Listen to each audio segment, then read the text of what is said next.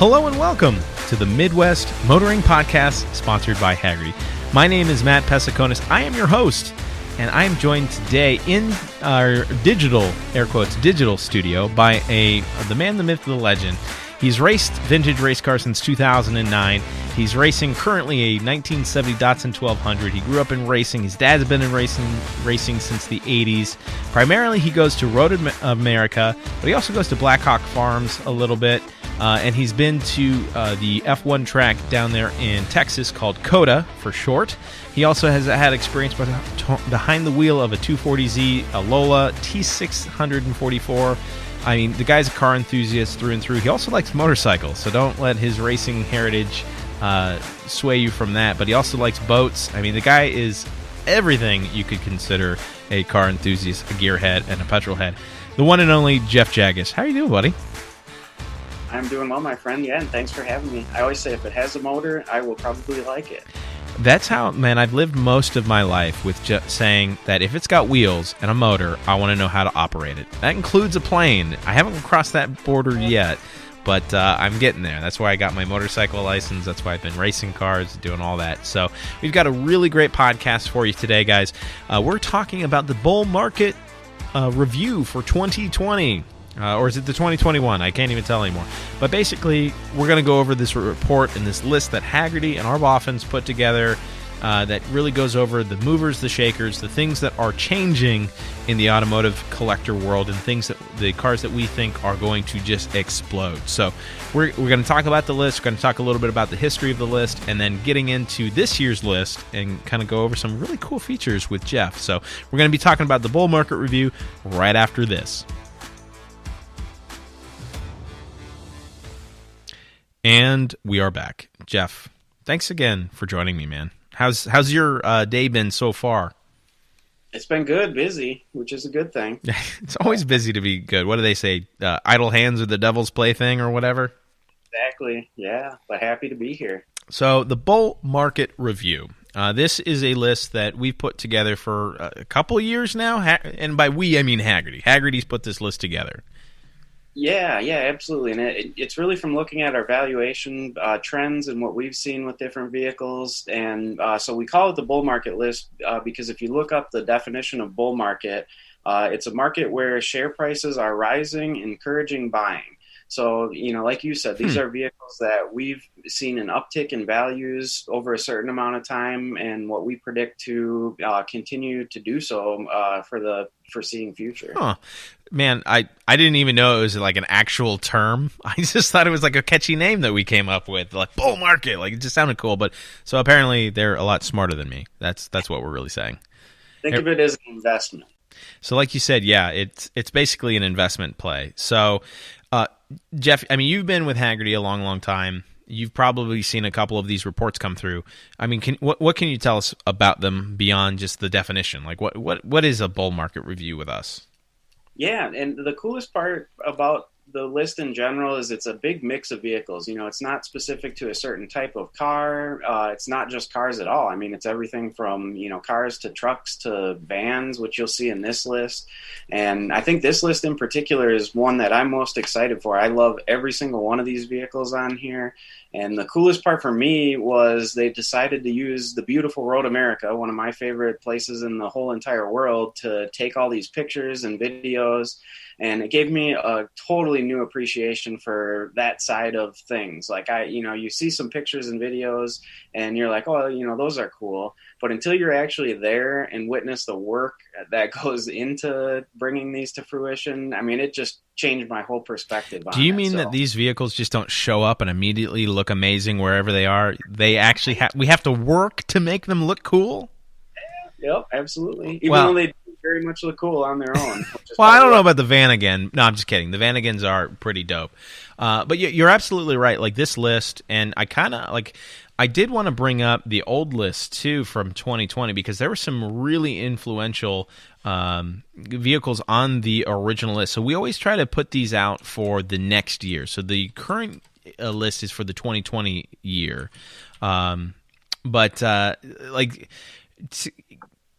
give me a little bit of the backstory about how the 2021 bull market list came to be and how you kind of got involved in it, Jeff.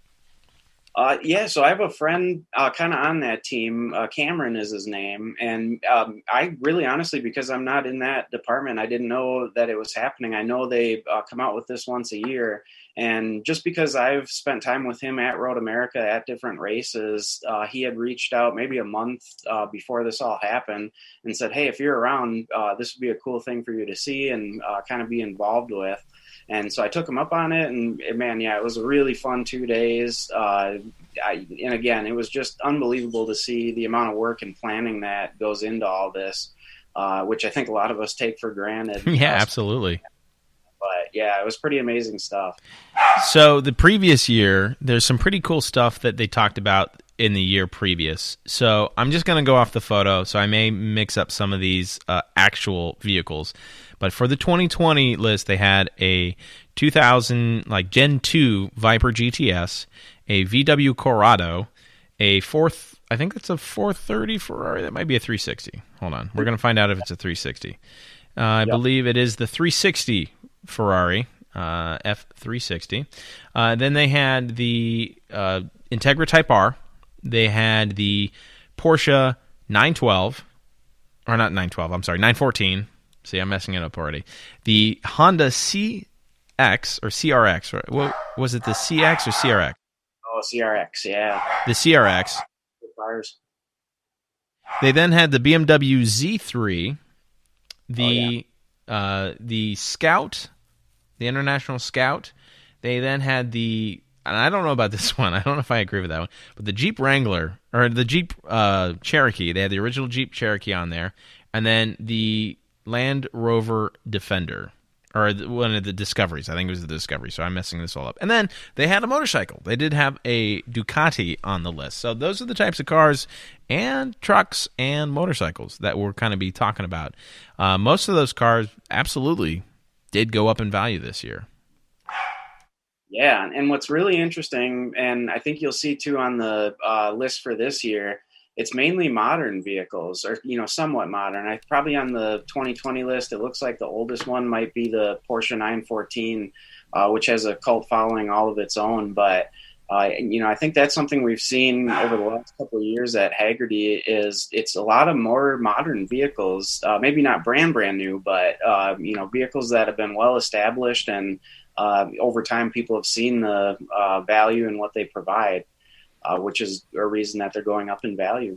And it sits with our kind of belief that the idea of nostalgia and classic is a malleable term that morphs with generations, right?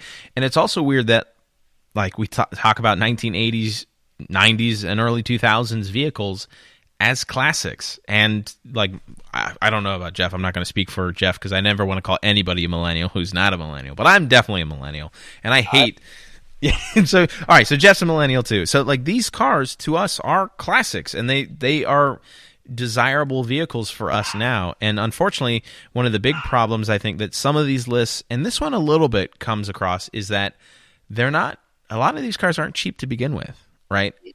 And that's just something that not every one of these lists is going to come up with a car that's going to be cheap that everybody can enjoy. And I should probably turn my system audio effects down.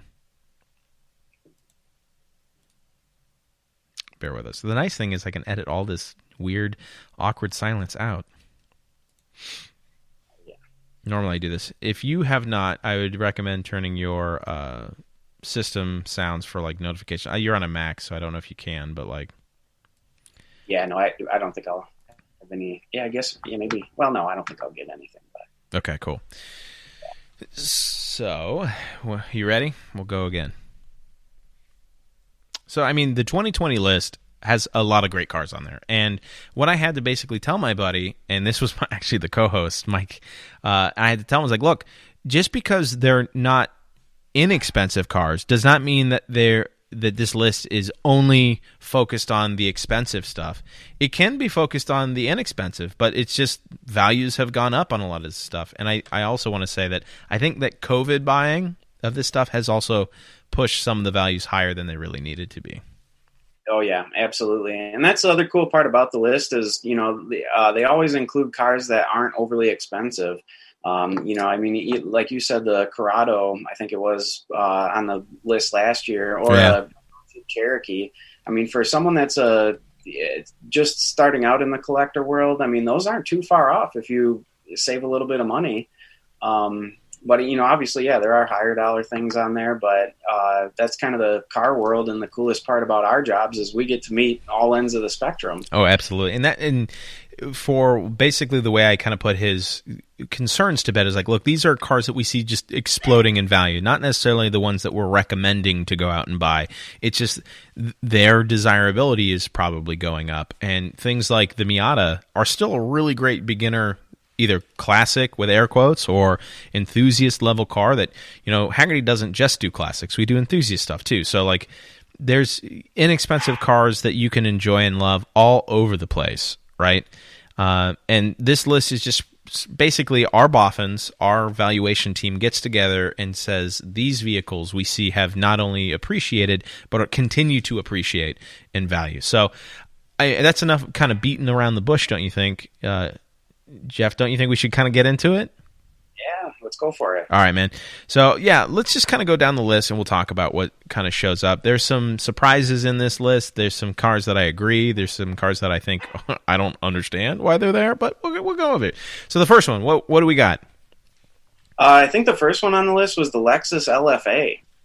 Man, so the 2011 to 2012 Lexus LFA. For any of our listeners out there who are not aware of this car was multi-years in the making. It was basically fully developed and then scrapped and then fully developed again. Lexus and Toyota put so much money into this car. It is a V10 front-mounted rear-wheel drive sports car with the initial starting price at about $375,000. They only made about 500 of them. And this was kind of as the market value report kind of says, this was Lexus's return to trying to build something like the 2000 GT, right? A very high-end GT-style sports car / supercar. Because I would call this a supercar. Yeah, and that's funny. If you read the actual article in the list, they point out or they make a statement that it's kind of considered an orphan car. And that was one thing I was kind of thinking about. It doesn't really fit into one category or another. I mean, I would consider it, really an exotic type car. Yeah. And, I've only seen maybe one or two in my life in person. And so this was the first time I was ever able to meet an actual owner and see one like really up close and intimate. Right. And it is a work of art as far as cars go. And, just with the limited run, like you said, there are about 500 made. I could see this still going up in value just because, there's not many of them out there. And my favorite thing that the owner told me that I had no idea about is Yamaha actually designed the exhaust system. I mean, one, they were looking at performance, obviously, but he said that their main points were the sound, the acoustics, but then the aesthetics. And so, if you look at the pictures, it has 3 outlets in the back, very unique. Right. And I can tell you firsthand, the sound that came out of that V10 was just incredible. I mean, there was nothing like it. Just amazing. It reminds me of going to, like, when I was living in Portland, we'd go to Portland International Raceway to watch the F1 and Indy cars go around. And it reminds me of an early F1 car with their V10, just screaming, high rev, high pitch. I mean, the car has, so it's a naturally aspirated 4.8 liter V10 producing about 553 horsepower. The thing is just an animal in a straight line. Does 0 to 60 in 3.7 seconds. So this thing, by any means, produced in 2011 and 2012, is fast to today's standards still, right? And we're almost, 8 years later? And you're absolutely right. So I think this car has going for it the fact that it was expensive to get into initially. Nobody really wanted it because you could get so many other cars that did this the same way for less money, or did far more for more money, or the exact amount of money, right? But at the same time, there was this, it was cut from different cloth, basically. This car is a car above, and sitting in the interior, looking at the touch points, looking at everything in this car, and everything is bespoke. There's I don't recall touching anything in that car, maybe the infotainment, that was shared with any other Lexus car, right? So this car was basically purpose-built, specially built. Almost like some of the older, Ferraris were. And so I think because of the high price, the limited production, the lack of buyers initially, people were then picking them up. And the fact that people are now seeing more and more of them in the media, video games, things like that, they're becoming more of a name. Obviously, Top Gear did a lot with them. And for the fact that Top Gear, it amazes me when they did the episode. They did one episode about the LFA, and then 3 years later, they brought it back because it was still so influential to them. This car they're gorgeous up close. It's a Grand Tour. It's usable. The only thing that I hear that it doesn't have is good gas tank size and no cup holders. So, take it or leave it. I don't think I need a cup holder in my supercar, but who knows? The interior looks great. I got to ask, man. So obviously you were there. Did you get to drive it? Unfortunately, I did not. That was one thing I was going to add. I didn't get to drive any of these cars, but I did get to sit in a couple, and I spent a lot of the time in the Westfalia, which was really neat. It was really cold and windy, so I spent some good time in there. And I'll talk about that when we get to that one. Okay, excellent. Interestingly to note, though, if you read through this article, there's really not been any change since 2019 on this car. So that's interesting. But the valuation tool specific says that there's about an 8% increase. I guess we don't really need to go through all these numbers, but there's been 100% increase in quotes with us. So clearly we've gotten a lot more of them. The next one, and this is one that I remember when it came out, and I thought it was pretty badass. We're talking about the 2006 to 2010 Jeep Grand Cherokee SRT 8. So this preceded the Trackhawk. Mm-hmm. Yep. Yeah, and this immediately, to me, my first thought was, what a cool family vehicle. If you have a couple kids, you have to move stuff around, but you're a, automotive enthusiast. I mean, this will satisfy that urge and allow you to do those things. I mean, it makes a heck of a great noise. Oh, yeah. And that was the other cool thing, too, that I read from the article is, they didn't just plop the 5.7-liter Hemi in it, which, I just got a newer Dodge Charger RT, which, essentially that's just the truck motor. They actually bored it out to a 6.1 liter. Oh, wow. And yeah. It's got 420 horsepower, 420 foot-pounds of torque. That'll get little Jimmy and Susie to soccer practice pretty quick. Real darn quick. My dad had, so back when Jeep and Dodge and Chrysler were making these types of cars, my dad had a Chrysler 300 SRT8. And it had, I think, the 6-liter. So before they bored it out to 6.1, it had the 6-liter.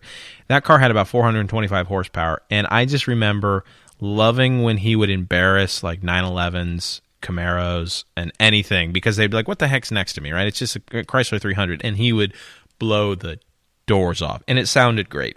But it was comfortable, quiet, refined, everything that this SRT8 Jeep is, right? And this Jeep even had more horsepower. Had, I think, 420 horsepower and 420 foot-pounds of torque, so that hollow 1-to-1 ratio when it comes to horsepower and torques. Yeah, I love seeing that. And I don't know what it is about those Hemi, or their engines with hemispherical heads, but they just have a really unique sound that's amazing. Do you remember those ads? That thing got a Hemi? God. I heard that so much with my dad growing up. Hey, guess what, Matt? This thing's got a Hemi. It's like, oh, Dad, come on.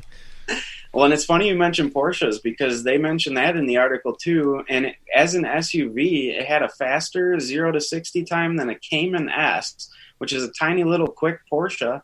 And then on top of that, I don't know if it was faster, maybe not, but even then it was half the price of a Cayenne Turbo.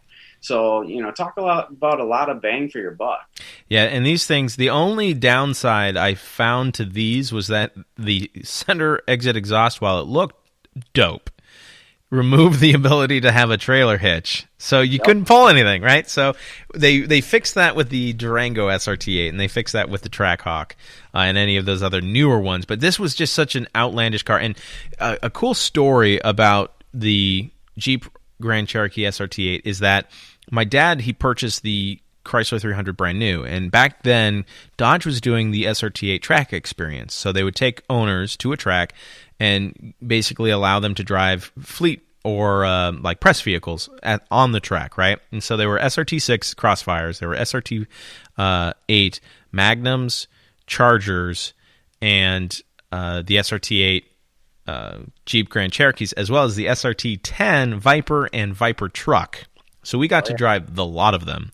And one of my favorite experiences was at the end of the day, the basically race instructors were like, hey, y'all got to scare the ever-living bejesus out of us all day long going around the track. It's now our turn. So we get to take everybody else around the track.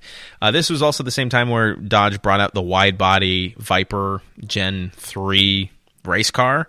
And so they had one of those, and I immediately booked. And I'm like racing a bunch of like 60-year-olds, and I'm like 18 years old. And I just sprinted to this car, got in first in line, got in the Viper, went around the track. And then when I was done, there's another instructor who was just kind of sitting outside one of the Jeeps. And I was like, what's going on? And he goes, I'm just waiting for somebody who wants to go for a ride in the Jeep. So I got me and two other people to go for a ride in this Jeep. And he was drifting the Jeep around. At the time, it was Beaver Run. Raceway out in Pennsylvania, and he was just destroying tires in this thing. It was a blast. Like, it was the most fun I think I had that day. The Viper was scary, and a Viper race car is even scarier when you're like brake, oh! And then they hit the brakes real hard. But this thing was just an animal on the track. I don't know how often I would want to take it to the track, but it's just an animal. And yeah, I think good. Like, I'm sure we will find a lot of them in a lot of different conditions, don't you think? Yeah, that's one point that I was thinking exactly. And one of the reasons, and this is just my theory why I think it's on this list, I think a lot of people bought these and drove them, used them a lot. So finding a really nice low mileage one is probably going to be pretty tough. But, again, going back to the investment standpoint, I think that is a really solid investment. And one other interesting fact from the article was that, like I said, it's more of a family vehicle. A lot of the younger millennials probably don't, or maybe are just starting a family right now. But 49% of all the quotes are coming from millennials. That's crazy, man. I just saw that and I was like, holy, excuse my language, but holy shnikes. That is a lot of millennials. That's across all quotes for this vehicle on our policies. 49% of them are millennials, which shows what we are looking at. Obviously, most of those quotes probably got turned down because they were probably going to daily drive them. But at the same time, maybe they weren't, and maybe these are now cool trucks that people want to add to their collections. And I do see that sporty or collectible trucks are coming up for sure across the board. Weirdly speaking, the LFA, 13% of those quotes are with millennials. Mostly are with Gen X's versus baby boomers. So that middle ground between baby boomers and millennials love the LFA. Yeah, I think this is if you can find a really good quality one. The one in the article had an intake and exhaust, but that's minor adjustments and minor modifications. I would not be mad if somebody put a Corsa exhaust and an intake on a car. They're absolutely menacing. Even it's that original more square Jeep Grand Cherokee SRT. I always wanted one. I thought they would be really cool. Yeah, I think it was the start to a lot of really cool things. Yeah, it's back when Dodge was trying a bunch. Now they're just throw more horsepower at it. Who cares, right? What's the worst that could happen? After they got away from our parking brake doesn't work and has killed multiple people. Yeah, they've stepped up their game quite a bit. They have. Yeah, speaking of stepping up the game, I think the next one is such a weird car for Ferrari. Yeah, and again, this is one, too, that I was really interested to see the quote dynamics on, because me, as a millennial, this is one I definitely had on my wall, as a poster growing up. And this was a young owner. I would say he was probably in the millennial generation. And this is a car that you can, it looks so cool in pictures. It looks really cool in video. But if you see one in person, you're like, wow, I didn't know it looked that cool. Yeah. So yeah, an all-time favorite for me. We're of course talking about the 1984 to 1991 Ferrari Testarossa. I think for me the craziest part about this car is it's a flat 12. So just like Porsche had their flat 6s, this car was a flat 12-cylinder motor. Yep. And on top of that, it had 4 cams, so a quad cam engine with 48 valves. So there's a lot going on there. There is a heck of a lot going on. And honestly, for the time, it had 380 horsepower. That's not a small number in 1980s and 1990s, coming off of the fuel crisis and everything. 4.9 liter flat 12 with quad cams. Like you said, the Testarossa did a 0 to 60 dash in about 5 whaling seconds, as the article puts it. These things are ridiculously cool. And I mean, if you ever see the rear hood, whatever you want to call it, open, the engine cover, it's just a sight to behold, one of these engines, because it is massive and it's horizontally opposed, and it looks like the transaxle is almost right in the middle of the thing. Yep. Yeah. One thing I keep coming back to, and I'll say this multiple times throughout this list, but another car that the exhaust note is just incredible. I mean, each one on this list sounds a little different. Obviously the Jeep is going to sound different than the opposed the opposed 12. But man, it sounded really, really neat. And it's just beautiful. I mean, how high did the Testarossa rev up to? Because I know that max power was at 5,700 RPM, and I know that max RPM was max torque was at about 4,500 RPM. But was it a low revving Ferrari? Was it a flat? I don't know much about it driving wise. Neither, unfortunately. I don't know, but it sure sounded like it was screaming. Yeah. And for a 4.9 liter, that's a pretty small 12 cylinder if you think about it. Mustangs have a 5 liter V8, so add 4 more cylinders to that, and a little less displacement. I mean, you're going to get a pretty sound. Yeah, absolutely. There's one thing we haven't been doing, and I wonder if we should. We haven't really been talking about our recent values on these vehicles. So I'm going to go back, and I know this is jumping around a little bit, but the LFA started off at about $350,000. Current number 2 value, so we're not talking about Concours level cars, number 2 best cars probably in the region, are going for anywhere between $558,000 to $582,000 in value. So that's a pretty crazy investment on that LFA.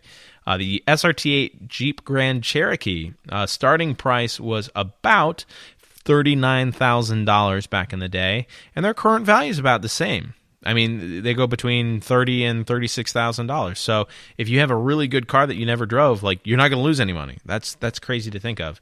And then the Testarossa, I mean, in this example, beautiful. I don't know why I just think of Ferraris as red. I know some people don't. They don't have that association, but I always have the association with Ferraris being red. And this might be a little bit too much on the inside, but I know that synthwave and a lot of 80s style art loves the Testarossa style. That neon style loves this car. But so they started about $164,000 brand new. I didn't know that. But well, and what's interesting too, like you pointed out with millennials, obviously that Jeep is probably the most affordable of the ones that we've gone through so far. Yeah. What another interesting statistic from this article is on the Testarossa, it was 46% of quotes on these are coming from baby boomers, which is not at all what I would expect. I would expect Gen Xers just because that was, right before us millennials. Yeah. And again, we're not in our earning years or our prime earning years, which could explain why only 13% are coming from the LFA. Right. Because they're so hard to get, and there's only 500. And they're so expensive too. But with the, I mean, you would imagine this 1980s and 1990s Ferrari. I don't know if this was the flagship then. I would assume so. But there's not much love from the baby boomers, or from the Gen X's rather, or the millennials who have seen this car in social media, or not social media, the media, in shows and things like that. But the baby boomers love this car. I'm wondering if that's because it's just a great value for money in terms of, hey, you want a Ferrari, you don't want to pay outlandish prices, but you still want it to be slightly older and reliable, because that's the other thing. The Testarossas, I don't believe, had any significant, like massive major issues. I could be wrong. I think maybe they had like oil issues, but nothing like some of the more modern Ferraris had. Yeah, I'm not too sure, but I could see it from both ends of that spectrum. A boomer that has the expendable income to afford one, and then both millennials and Gen Xers who don't yet have the ability to afford one of those, which might be a good reason why it's on this list, because once they do, the demand is just going to go up and up, and along with that goes the value. I'm reading through the highs and the lows of the Testarossa. So the highs, I love this, is an impressive high speed of today. They were in 1984 a usable, livable 12-cylinder Ferrari supercar. Lows requires an engine-out service, effectively vacuums the wallet, and then beware of the 1990s speed paired with 1980s braking ability. So it looks like the brakes might need some help. Speaking of things that break, 2005 to 2017 Aston Martin V8 Vanquish. Vantage. I'm sorry, Vantage. I stand corrected. So this was a really cool one. Out of probably all these cars, this was the owner that I talked to the most, and he just seemed most proud of it. And he did some really tasteful modifications. Again, going back to exhaust note, he had a performance exhaust on this, and oh man, did it sound good. What I really liked about it is it was a 6-speed manual, which according to him was kind of rare. I think they did make a lot of automatics for these. And to me, a kind of purist, I just love the control of having a manual. And one of the most interesting things about this car for me was he actually popped the hood for me.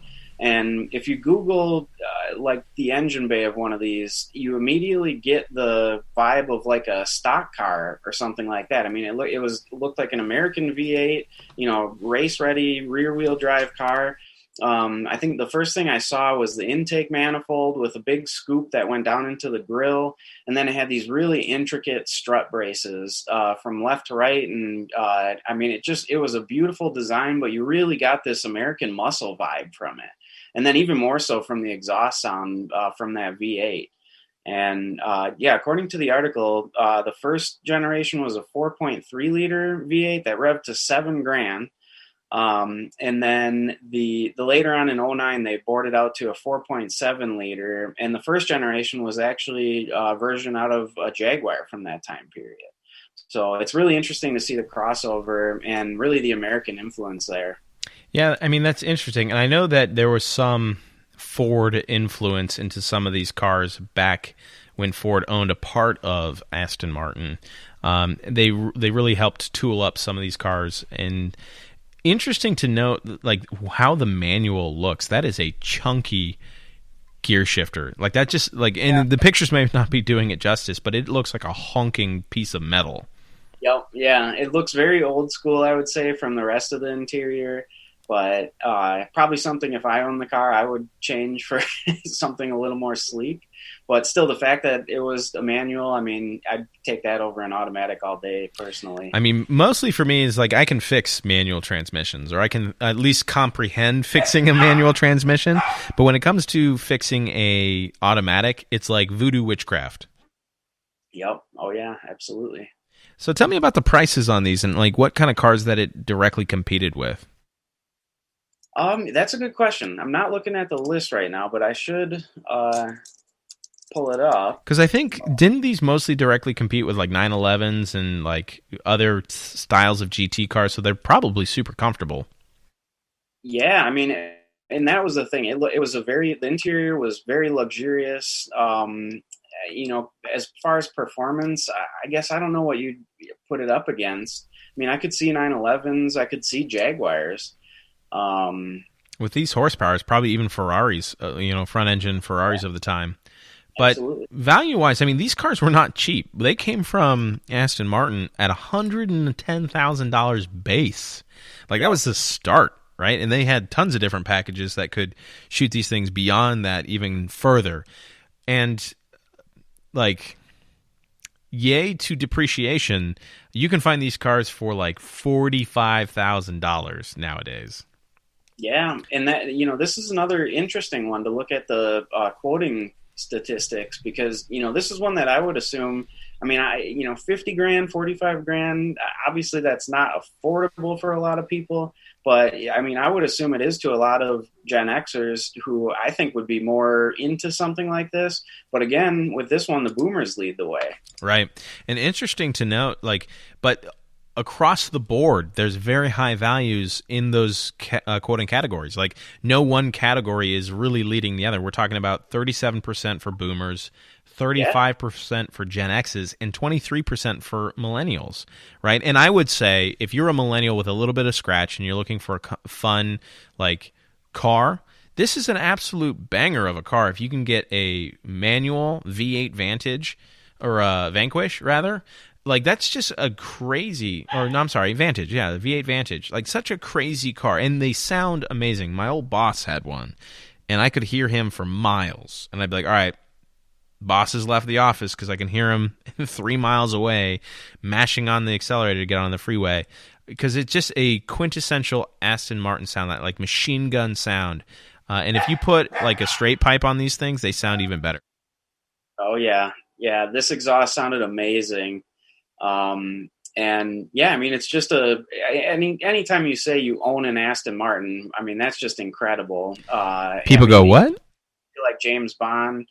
I have my first classic that I still have is a little Austin Healey Sprite.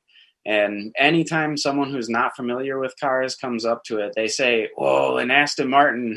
And I'm like, I wish it was an Aston Martin. I'm not, you know what? Just for you, it's an Aston Martin today.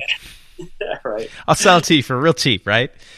But interestingly enough, we were talking about 911s, it looks like 911s are down in quoting with most people and down in value, where the Vantage is going up by about 3%.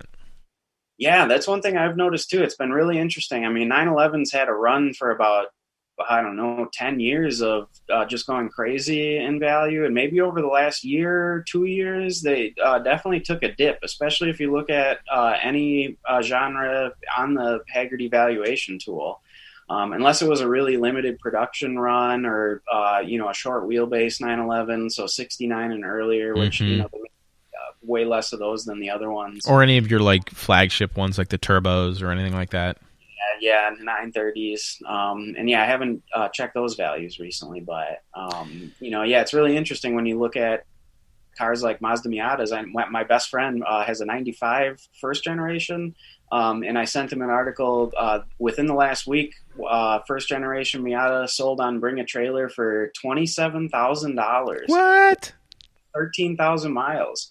And it's like, man, that $27,000 will get you a lot of car. Yeah, that's a lot of car for wanting a Miata. Now, unless you're a Mazda purist, right? Maybe they had that, that Mazda race car that had the 4 rotors that sounded amazing, and they're like, I just need the same generation Miata with it too. Speaking of small and affordable and amazingly compact cars, the next car on the list is from 1964 to 1970. What is this, Jeff? So this is actually a friend of mine's car. He has 2 of them, and his other one is a convertible. And so this is a Honda S600. Dude, they came in convertibles?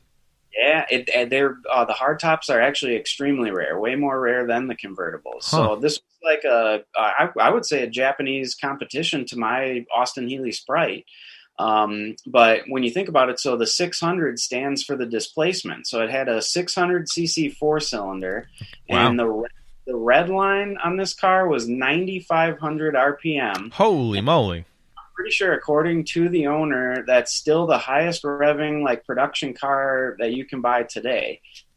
And if you get a chance, you should look up on YouTube Jay Leno's garage video on this, because he has one of these and he does not hesitate revving it to 9,500. And the sound that comes out of this is just, again, amazing. You can see the lineage into the S2000, right? Where it had a 1.9 something liter motor and then into the 2.0 liter. But yeah, this thing is a awesome looking little car. I looked at that and I was like, holy crap, this is a Honda that I would if it was something I could buy and had room for, I'd absolutely buy one of these, or an S800. Phenomenal little cars. And it's kind of where Honda got its name, and got its start really here in the United States. Yeah, I mean, something very unique. And one interesting fact the article had, well, one, it was only 1,600 pounds, which for a, street car is unbelievable. But even so, yeah, in the later versions, they upgraded it to almost an 800 cc, so a 791 cc engine. And even then, that was less than one cylinder of a Hemi 426 as far as displacement That goes. is so crazy to think of. Yeah, one cylinder of a Hemi was the same size as the entire big motor of this car. Yep. And it's one of those cars where it might not go crazy fast in a straight line or anything like that, but the experience that it gives you from driving slow but feeling you're driving fast. I mean, you can go all out after a stoplight and feel like you're racing, but then you look at the speedometer and you're not even over the speed limit. Right? And I mean, these things, a clean example of one of these cars with a clean, because I've seen some of these with like just ripped up interiors, like basically no interior. But one of these, I mean, they sold for $1,600 when new back in the 60s. And now they're worth about $39,000. Could you imagine like having one of these and just like, I don't drive it, I put it in the barn, and then all of a sudden it's worth $39,000? Yeah, I wish. Yeah, I have the original bill of sale for my Austin Healey, and I believe it was 1,400 and some change, brand new. And the gentleman who bought it declined buying seatbelts, which were an extra $25, which I'm sure was a lot back then. But I'll tell you what, mine being a 62, the second generation, is worth nowhere near what these are. So I definitely would love to have one. So the quick conversion of $25 from 1964 to today's money is about $180 to $200, so $180 to $200. So he was like, "Nah, I'm not gonna spend $200 on these belt things. Screw that." Imagine if you still had to pay for seatbelts today.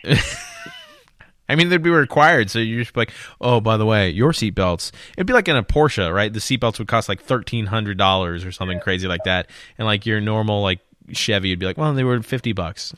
It's just a Porsche thing. But interesting to note that you brought up your Datsun is that we have seen that the S600 and S800 have raised in value about 18.5%. That's a pretty big jump in value. And the 63 Datsuns 1500s are down, and the 2000s. So even your car as a roadster, they're going down in value. So baby boomers absolutely love these things. They must have I think it must have been that weird nostalgia. Like they wouldn't have bought one back then because it was just weird. And I think didn't even Honda have like the slogan like "We're the weird ones" or something like that. Like it was just not the same across the board. And now they're like, oh yeah, I used to remember those little Hondas. Now I can buy one. I'm gonna buy one because it's fun and I don't have to actually live with it. Yeah, well, and I think too, a lot of collectability comes down to how many they made, and so like you mentioned, Datsun Roadsters, which I love.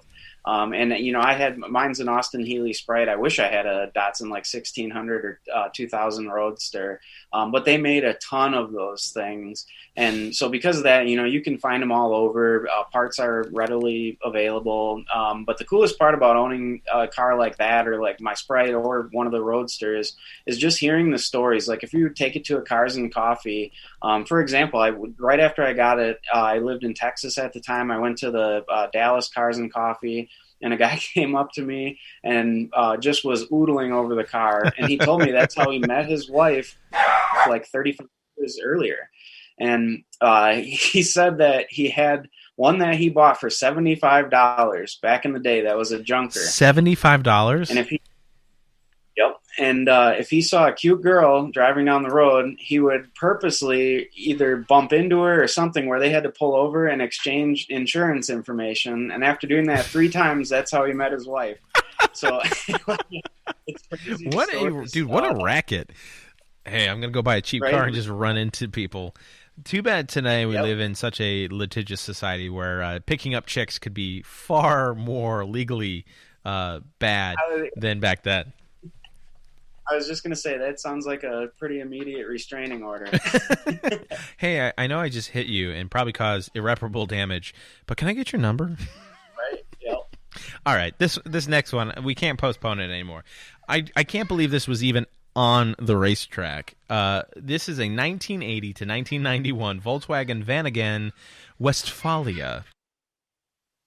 Yeah, this was one of my favorites. And again, I spent a lot of time in this thing just trying to break the cold temperatures and wind out there. But I had never been inside one of these. I've seen many of them. And this thing was so cool. And anyone listening, if you get a chance to look at the pictures in the article, you can see all the different like compartments and different storage areas for really anything you need for camping. So if it was just like you and a significant other, this would be a perfect camping machine.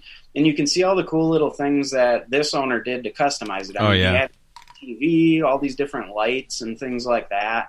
And so that rear seat actually folds down into a bed, and then the top pops up and there's another bed up top. So, even if you had like 3 friends and you were comfortable sleeping next to one of them on the bottom end, you could fit them all. Man, there'd be so many track days that I'd like love to have this. It probably doesn't have a powerful enough engine, but like have my buddy drive this and then like a big rig with 2 cars, or like just use that as the sleeping arrangement, you know what I mean? Or go to a bunch of race tracks. It would be a perfect race camper. Yeah. These little Vanagons, they're awesome. There's a company called Cap City Customs here in Columbus, Ohio, that helps restore a bunch of these, and so I saw a lot of them, and I was like, dude, these are awesome. And some of them, like the article goes on to say, have some pretty sophisticated all-wheel drive systems that can then be set up on like some overlanding stuff. So not only can it be a great just let's go on a road trip, but it could be like, let's go anywhere vehicle. I've seen guys put 911 engines in these things because it is a rear engine van. Yep, absolutely. Yeah, I think this one in particular had a 2-liter 4-cylinder, but they're very reliable. It's another thing that that engine was in a lot of things. The parts are readily available. They're pretty easy to work on. And I'm sure it gets decent gas mileage for what it is at the same time. I wonder what the 0 to 60 time on this was, because these things were known to be powerhouses. I'm just kidding. They had a total of 67 horsepower. Yeah. So this is something I would say it doesn't belong on the track, but it'll definitely provide hospitality. It'll get you there. Yeah, it'll get you. Yep. Man, maybe we should see if we could start a Vanagon racing series. How cool would that be? Because I know they've in Japan they have Dodge Van racing series, which is really cool. But I think these things are awesome, and if you can get a good one in good condition, or maybe you build it out, because they're like the Swiss Army knife or the AK-47 or the M16, or like you can just do anything to these things. They've got tons of parts available to them. It's a platform, right? So you can just build off of it and make it the thing that you want it to be. But yeah, interesting again, these are quoted actually more with Gen X's. So baby boomers are at 35%, Gen X's are at 39%, and millennials are at 21%. You could theoretically live out of this thing. So if you've got a tiny home syndrome and you just want to experience that tiny house, buy a Vanagon. It'll get you more places. Yeah, the only unfortunate thing is it does not have a bathroom. But what's been interesting... The world is your bathroom, Jeff. During the whole COVID thing, I actually, at Road America this year, I talked with a gentleman who owns an RV store. And I think he's owned it for like 25 years at least. And he said this year has been the absolute record as long as the company has been open for sales. Wow. So I can't think of a better way to social distance, especially if there's 2 of you, that would fit perfectly in this thing to just go out and camp and have a great weekend. Yeah, I mean, think about it. You probably, before COVID, I don't know how gyms are reacting with COVID and like showers and stuff, but like you get a gym membership that's good across the country and then just live in this, right? You can work out, shower, and then you got your van, and you just live in it. So yeah, the Vanagon, man, these are cool stuff. Like I like them. I think that they're neat. You can do a lot of cool stuff with them. I've seen some guys put WRX motors in them with the all-wheel drive systems, and they haul. But then it's still not. It's as aerodynamic as a Twinkie, but It's not like I'd love it to get up and go fast, just get out of its way, but it doesn't need to go like 190 miles an hour. Just get me to 0 to 60 fast enough that I'm not causing problems for traffic. Right. But yeah, so the values on these, I think they were sold originally for about $9,500, so about $10,000. They're now valued about $36,000. So quite a bit of increase. And I think, I don't know how our bull market report goes off of, but normally we only go off of standard stock vehicles. You can definitely find these things for a lot cheaper that need a little bit of work. Maybe they don't got the right engine. Maybe they've been worn a little bit. You can definitely find them for far less than $36,000, but a good one that's like original would be about that price. Yeah, and you have to pay attention to how rusty it is, too. I mean, that's a big part of it. But if you're really serious about it and maybe you don't have that much to spend on one, they made a lot of iterations of these. So, like, coming into the 90s and 2000s, maybe not 2000s, maybe just 90s, they made a version called the Eurovan, which was a modern version. And you can still find those for pretty affordable. Dude, those Eurovans were always cool. Like, I always thought, like, if I was ever going to get a van, because I'm not a van person, but, like, those Eurovans look pretty cool. Yeah, not bad at all. But they didn't...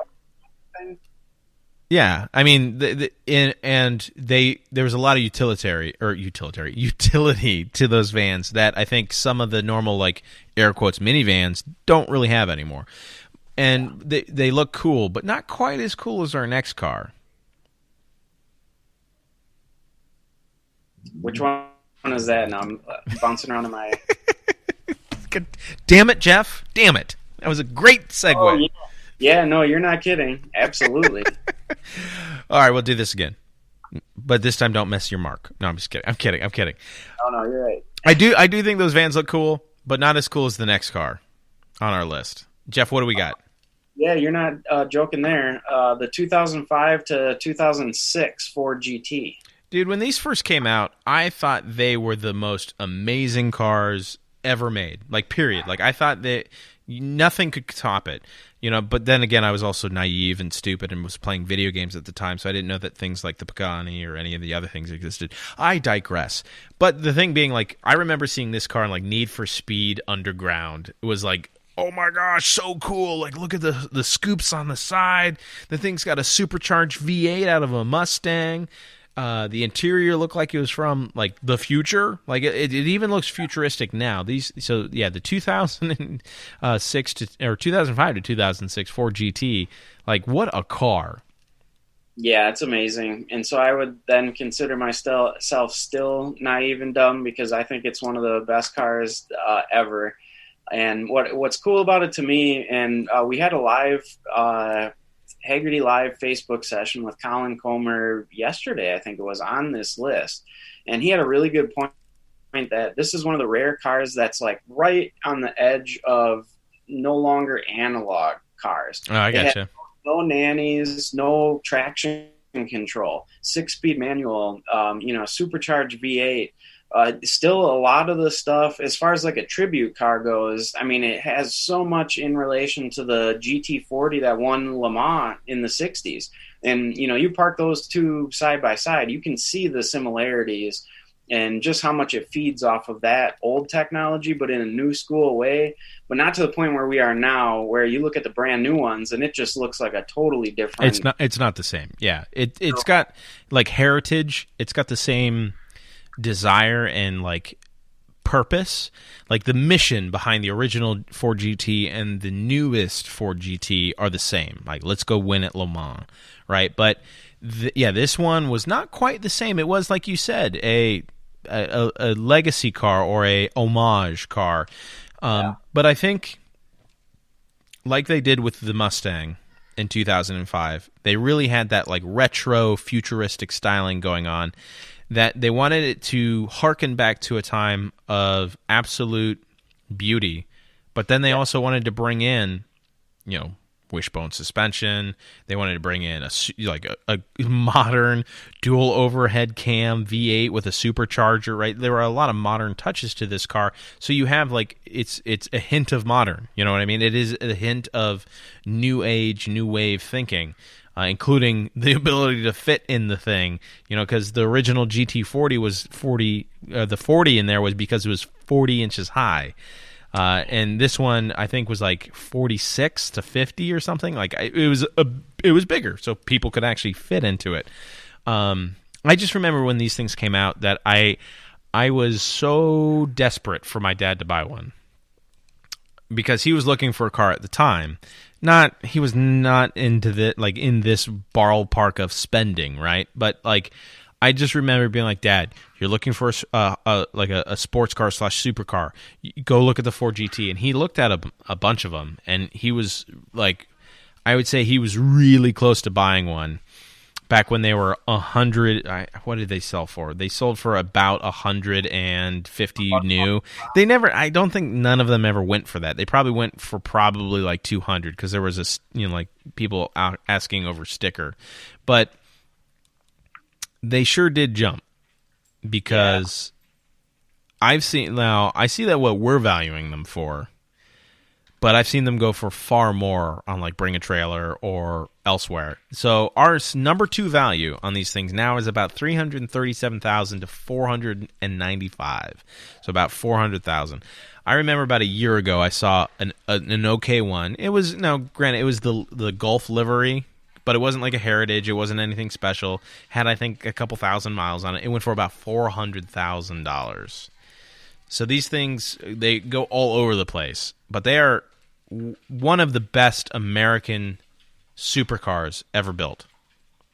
Yeah, and I have to say, out of all the cars on this list, and being able to see them in person, when the owner popped the boot, it's obviously in the back.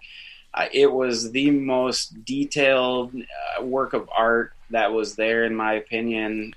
He had a sport or performance exhaust system on there that one, you could hear any opposite corner of the track at Road America. But 2, I have no idea how he does not get pulled over in that thing because it's so loud.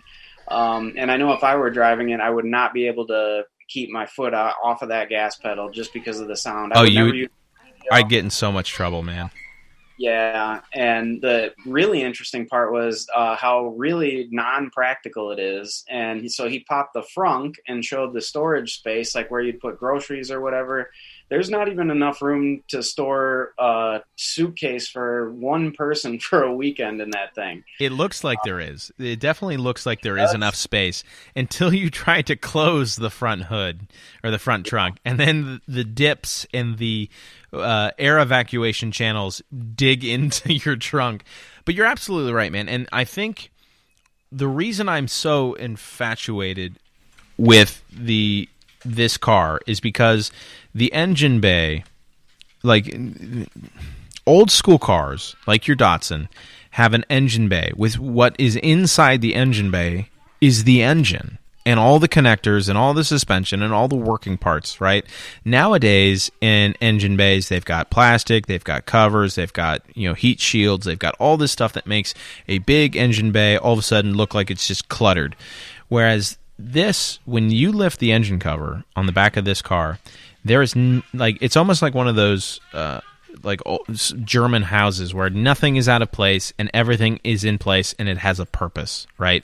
And it's like the most beautiful thing you could ever think about with the blue, the brushed aluminum, and the suspension's all there, the fluid containers are all there. Everything has an aesthetic appeal, and it's all there for a reason. They don't have covers that aren't like plastic covers. They've got valve covers, right? So that's a fantastic car, man. Yeah, and I looked at the car or the pictures on the list, and I'm glad they have one of the engine bays so that everyone can see what we're talking about. But it was just incredible. And one funny thing, they only have one shot of the license plate.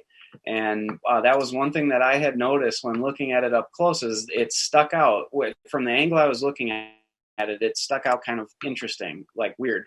And I guess the exhaust system that he put on eventually ended up melting the license plate cover when it was man into the trunk. So he had to put some grommets in there to space it out a little bit and cool it down. That's crazy, man. We've got a bunch more coming up on this list that I think including a not car. So we've got a lot to cover, and I just can't wait. But that car, I think, on this particular list is probably either my number one or my number two. It's tough. Then this next one is not even anywhere close. But speaking of value and collectability, it's right there, man. And this, I'm talking about the 2000 to 2006 Audi TT Quattro. So this is specifically the Quattro. Yeah, this was pretty amazing. So this owner is a really cool guy and a mutual friend of mine. And so looking at these pictures, I mean, look how nice that car looks. And you would not believe me if I told you that this car had well over 220,000 miles on it. So this guy does detailing for a living, and you can tell like the amazing job that he has done keeping this car preserved and alive. And I can't think of a more fun and affordable car that again is getting harder to find a nicer one. A lot of these were driven. A lot of these people put a lot of miles on or used as daily drivers just because they were so much fun. And I can't blame them. Yeah, they are fantastic cars, and the Quattro system really gives a lot of confidence. And I think if you're doing like 7/10 in a car, it makes you feel almost invincible. But once you kind of push it to 8/10 to 10/10, like there's a lot of push coming out of that front-mounted engine. But the interior on these cars, like it was, to me, when these came out, because I remember when they came out, I was looking at them thinking, wow, what an amazing car. Like the interiors were just so futuristic. Yeah, that was one comment that I made to the owner was, I believe, if I'm right, this one was a 2002. And to me, looking at those pictures and looking at the interior, it still looks like a modern car today. Yeah. And I mean, almost 20 years later. Yeah, and the car, like, there's nothing that would, like, scream at me going, this is old. And if you look at the new cars, like you said, like the new S, or the 3 Series, or the A3, wow, I can't talk today, the A3, or the TT of now, they share very similar design features. And they still look futuristic and new, because I remember when the A3 came out, everyone's like, wow, that's a really great-looking, like, compact luxury car. And clearly it was happening early 2000s. Yeah. And the cool part too is that 1.8 liter turbo they used in a lot of things. There's a lot of aftermarket parts and performance upgrades that you can really make this thing come alive and be a really quick car. Didn't they also put the 2 liter in there? Yeah. Oh yeah. Mm-hmm. So like, and then, I think this one in particular, they eventually even offered a V6. Yeah. The 3.2 liter V6. Yeah. And so, in a little car like that would be really torquey. Yeah, nice little fun car. Funny story about this car is that the rear spoiler, that little deck lid spoiler, was because at highway speeds or beyond highway speeds, they were getting very unstable. So they were like, how do we solve that? Oh, we just put this little piece of plastic, a little piece of body cladding on there. So, I mean, these cars sold for about $30,000, and they really haven't lost that much over 10 or 20 years. So this is 20 years old. I can't believe this is 20 years old. I remember looking at these cars going, man, I kind of want one of those. They're now valued for number 2, about $16,000. So half as much. That's not bad for a German car. Yeah. Well, and the fact that this one has over 220,000 miles on it, just clearly shows the reliability. So, if you find one with low miles and you do basic maintenance, it'll last you a really long time. Now, this statistic really blew my mind. When I read this article, I was like, absolutely, before I saw anything, I was like, millennials have got to love this car. Millennials are going to be eating this car up, putting them on policies. And then I look at our statistic. Holy crap, was I wrong. 50% of all policy quotes are from baby boomers. 40% are from Gen X's. Millennials are the least. And I'm not even talking, like, this is including pre-baby boomers. Pre-baby boomers, people who are like 90 years old now, are quoting this at 4% more than millennials. So it goes 7% pre-baby boomers, 50% boomers, 40% Gen X, and 3% are quoting. That was one I did not understand. I mean, it's pretty amazing. The only thing I can think of is that millennial, like, some of the talk about this car was detrimental. Like it's kind of like the Miata, right? People call the Miata like a hairdresser's car and like stuff like that. They're absolutely wrong. Hairdressers can love any car, not just the Miata. But like it had this negative connotation behind it for, I think, people of the millennial generation, that it was not youthful. Plus, it was beyond our cost, right? A Miata of the same time was probably 10,000 less, and this car wasn't much faster. And it was definitely more expensive than the Golf, in which it shares a lot of its components with, right? So I think it just wasn't a young kid's car. But I'm very surprised by that. Interestingly enough, we were talking about cars. That one's not on my list of cars that I wish I could own. Some of the newer ones, like the TTRS, like the most recent one, 5-cylinder turbo, I'd own that. But those old ones, like, they just were a little bit too big. I'd much rather have a Golf. This next car, I would probably do something illegal for. This is a 1948 to 1954 Jaguar XK120. Yeah, so this is one of my top 10 bucket list cars. It always has been. I had the opportunity a couple of years ago in Door County, Wisconsin, at a hill climb event to ride in one. And really talk with the owner about it. And again, going back to exhaust note, he had a performance exhaust system on it, and that was what struck me the most, was the exhaust note. And to the point where I asked him, like, did you do engine work or what? How does this sound so good? And he explained that these engines are what are called squared. So the stroke is equal to the diameter of the cylinder, or the bore of the cylinder. And because of that, it gives a really unique sound. And the other cool thing I noticed was the tachometer, which is closest to the driver, say on like a left-hand drive car, the gauge actually goes backwards from what we're used to. Right. It goes from the left to the right, or from the right to the left. Yep, I got a kick out of that. And one of the other cool statistics from the article was this engine in particular, over the next couple decades, won Le Mans 5 times in the Jaguar C and D race cars. So this car, among a few others, are the ones that really tell me I'm probably too big of a man. Because if you try to sit in this driver's seat, it has the steering wheel from a yacht. The wheel is literally 24 inches wide. So it is, you try to squeeze in, and my thighs would not fit between the seat and the bottom of the steering wheel. Come to find out, these cars back in the 50s had a telescoping wheel that you pulled forward, just manually just ripped the thing forward, and it gave you a little bit more room. And then you pushed it down when you went to leave. Like, that's just so crazy that this car in the 50s had this. Also, what's crazy is that this car in the 50s produced 180 horsepower. That's more than some of our cars now. Yeah, it was pretty amazing innovation. And this one in particular, so I know the owner of this car too. I've seen it at events like Cars and Coffee. I just love the color combination. The black with the black spoke wheels, the red interior. I mean, it just looks really sinister. In the pictures, we got really lucky with such a nice fall colored background. Oh, yeah. And it just makes it pop. I'm going to make that photo my background on my phone. It's so good. And if you think this one looks cool, look up what a hardtop looks like. It's even more kind of... I mean, I think I like the open air of the XK120, but the hardtops do look pretty good. I know that I've looked at a bunch of those. These cars are just gorgeous. They remind me of, like, the Great Gatsby. Just that super cool styling.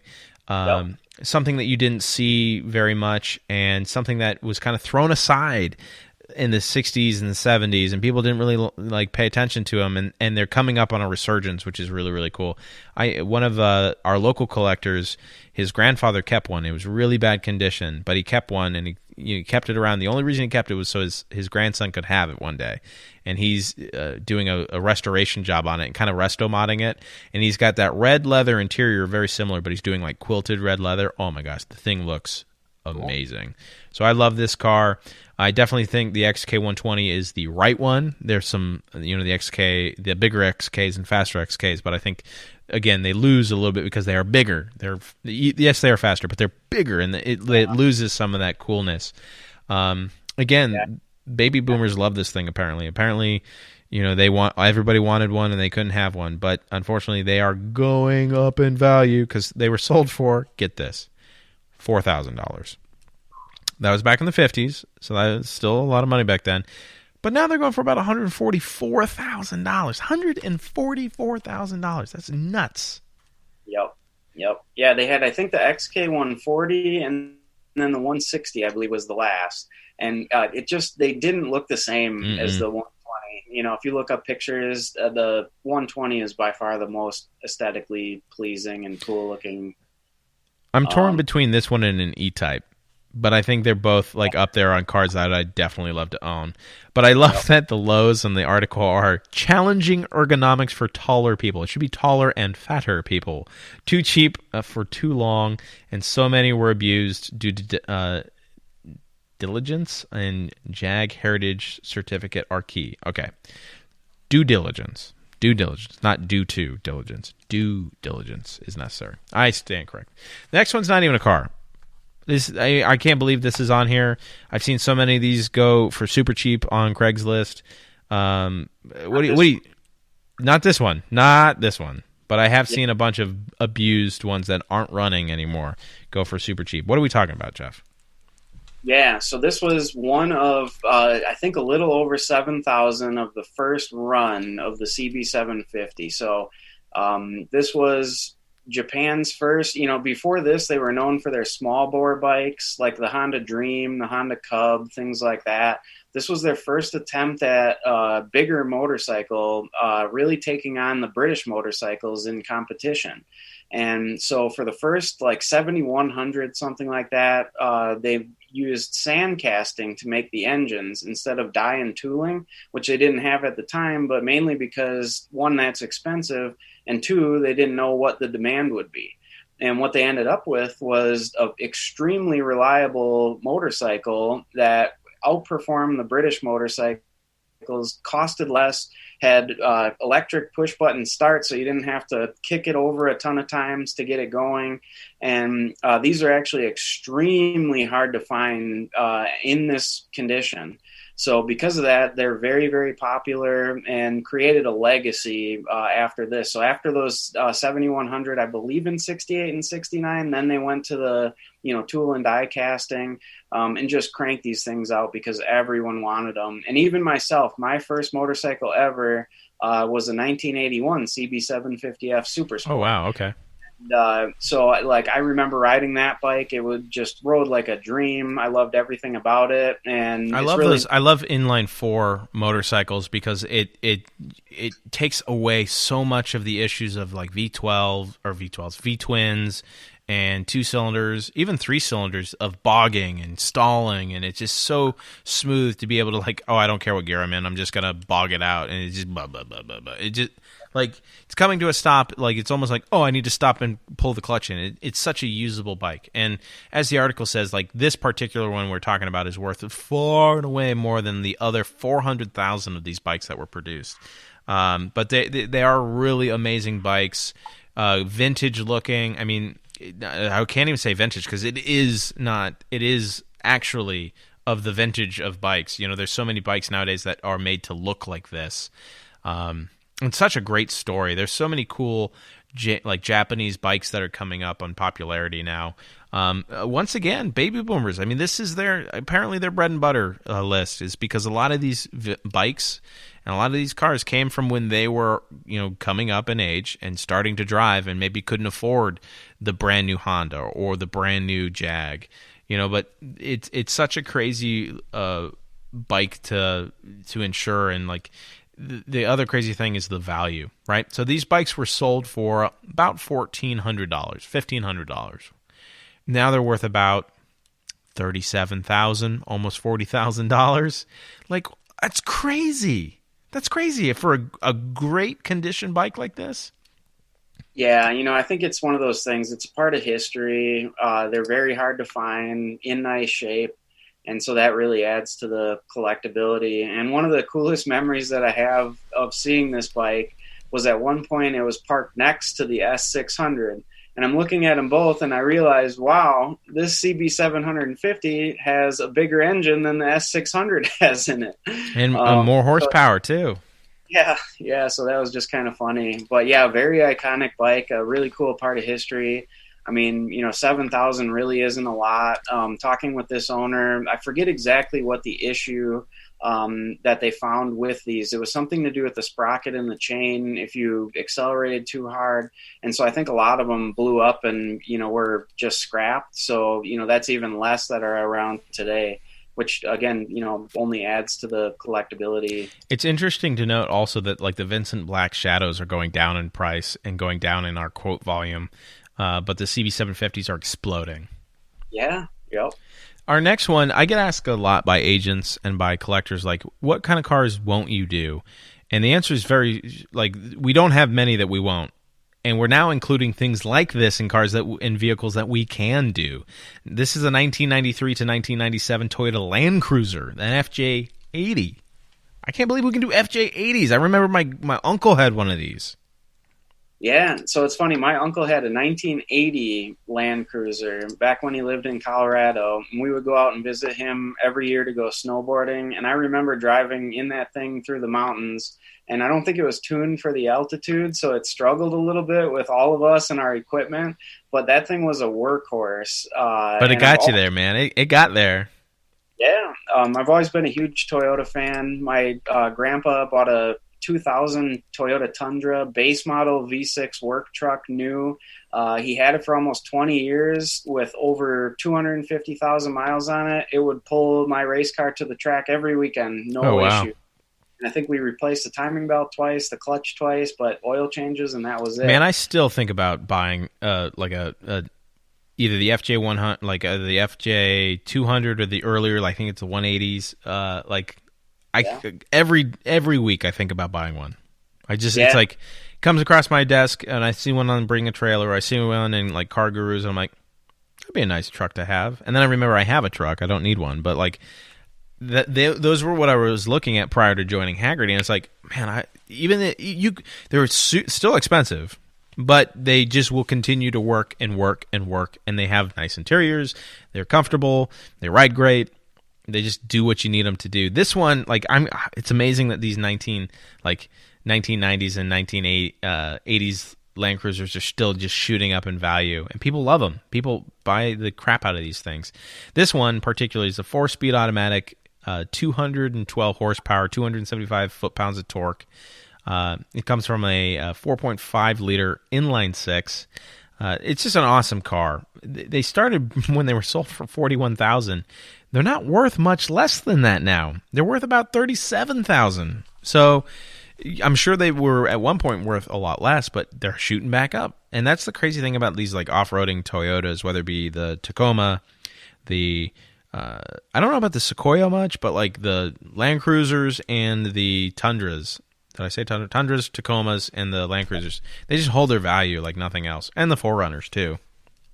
Yeah, I mean, they have a lot going for them. Even the article mentions, like, it's not uncommon to see one with 300,000 miles and still going. And, it's interesting that it has an inline six, which you really don't see much of anymore. Yeah, that's rare.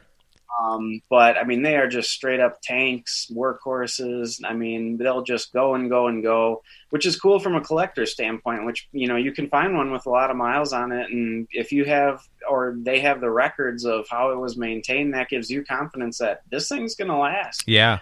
And that's almost even worth more to some collectors, that it has gone a long life and it has been serviced throughout that life, and that it's still going. That's so crazy to think about. That is like the longevity of it is what's paying for it. The other crazy thing to think about this is it's definitely getting to the point where Gen Xers and millennials are outweighing the rest of the group, right? So Gen Xers are purchasing this car about 50% of the time, and millennials are quoting it about 31% of the time. So once again, the kind of idea of what millennials and Gen Xers are looking for is they like these nostalgic SUVs, the 4Runners and the Land Cruisers, and they have not lost any bit of their capability, even though they're old and have a lot of mileage on them. I'm surprised the photos aren't from this on the track, but like in the grass. I mean, that's where it lives, right? That's where it should be. Yep, exactly. I mean, this is a vehicle that I would put up against any modern day vehicle, and it would still hold its own. It might not be as good, but it would still give an amazing performance.